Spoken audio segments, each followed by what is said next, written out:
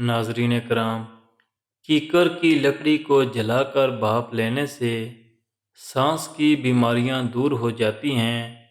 اگر آپ کے سینے میں درد ہوتا ہے تو خشک میوہ جات وغیرہ کھاؤ، اوپر سے مالٹا کھا لو۔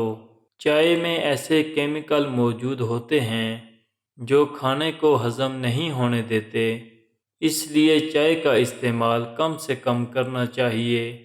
اگر پیدل چلنے سے پہلے آدھا گلاس نیم گرم پانی پی لیں تو جسم میں کمزوری نہیں ہوگی۔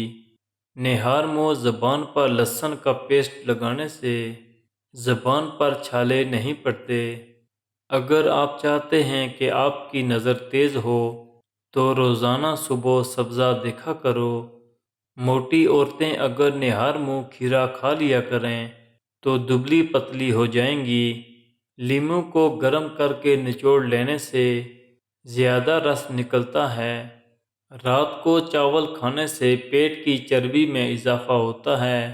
اگر کھانسی نہ رک رہی ہو تو ملٹھی کی جڑ چوس لیں، کھانسی رک جائے گی۔ زیادہ کھانے والا انسان بیماری کا منتظر رہے۔ صبح جلدی جاگنے سے بندہ چست رہتا ہے۔ انار کھانے سے رنگ سرخ ہوتا ہے۔ ہمیشہ جوانی اور خوبصورتی چاہتے ہو تو روزانہ انجیر کھا لیا کرو۔ چہرے کی رنگت دودھ جیسی سفید کرنی ہے تو چہرے پر ہلدی اور بیسن مکس کر کے لگائیں۔ انگور کھانے سے کھانسی رک جاتی ہے۔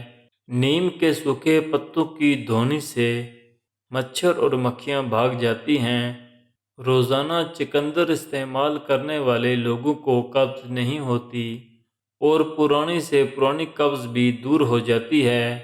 جن لوگوں کو اکثر قبض کا مسئلہ رہتا ہو وہ بڑے گوشت کا استعمال کم سے کم کریں، اور جن کو مسلسل قبض رہتی ہو ان کو گردوں کا عرضہ بھی لاحق ہو سکتا ہے۔